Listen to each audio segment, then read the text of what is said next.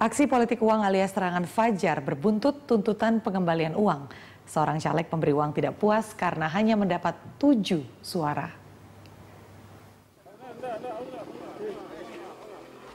Wajar jika politik uang dilarang. Selain melanggar undang-undang dan peraturan KPU, politik uang alias serangan Fajar bisa menimbulkan perselisihan di belakang hari.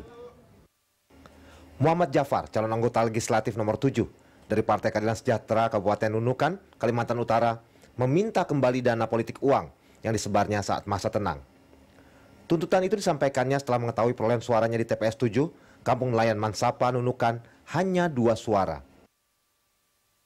Kaurudin, warga Kampung Nelayan Mansapa, yang ditugasi menyebarkan dana politik uang, mengaku terpaksa mengganti uang yang telah diberikan kepada sejumlah warga karena malu menagih pada warga. Kaurudin mengaku setelah menerima uang, dia menyerahkan kepada 27 warga. Kaurudin mengaku nombok Rp600.000 karena ada 4 warga lagi minta dari jatah yang hanya 23 orang. Sehari pasca pelaksanaan pemilu 2014, Kaurudin mengaku mendapat pesan singkat seluler dari Muhammad Jafar yang meminta pengembalian uang karena Jafar hanya mendapat 2 suara di TPS itu. Kaurudin mengaku tidak mau harga dirinya hilang dan malu menagih ke masyarakat. Menurutnya lebih baik dia saja yang bertanggung jawab mengembalikan uang.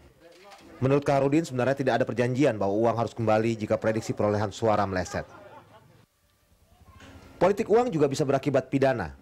6 warga desa Wanasari dan Pasar Barat melaporkan dugaan pelanggaran pemilu kepada Panwaslu Kota Denpasar. Warga mengaku diberi uang sebanyak Rp90.000 oleh tim sukses caleg PKS untuk memilih 3 orang caleg PKS di tingkat DPRD Kabupaten Kota, DPRD Provinsi, dan DPR RI.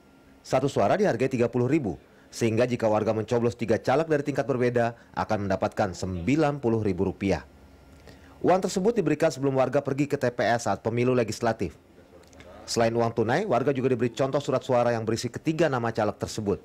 Seluruh barang bukti kini sudah diamankan oleh Panwaslu Denpasar. Menanggapi laporan ini, Panwaslu Denpasar melakukan klarifikasi terhadap pihak yang dilaporkan oleh warga. Jika terbukti melakukan politik uang, maka terlapor dapat dikenakan pasal pidana pemilu.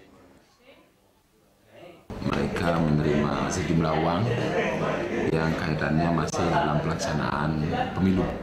Nah, jadi uang itu dilaporkan ke sini oleh masyarakat yang menerima, jumlahnya ada Rp90.000. Begitulah politik uang. Mulai dari perselisihan hingga pidana bisa menjadi hasil akhir.